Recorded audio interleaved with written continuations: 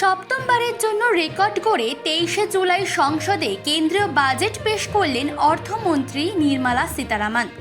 Budget পেশ অনুষ্ঠানে সরাসরি সম্প্রচারের ব্যবস্থা করা হয় বণিক সভা সিআইআই এর পক্ষ থেকে।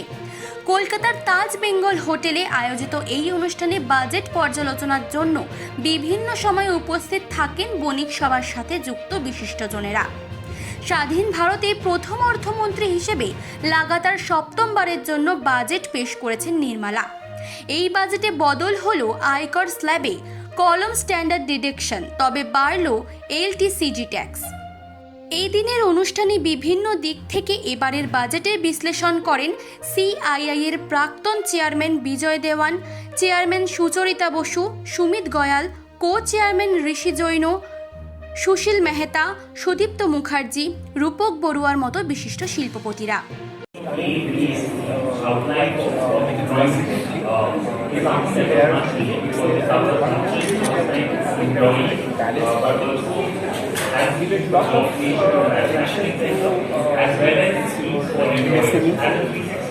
Agriculture and the rural development.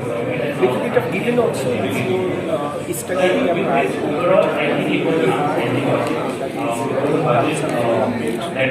Kolkata থেকে তাপস্বরের রিপোর্ট, চেতনা বার্তা, জেগে থাকে জাগিয়ে রাখে।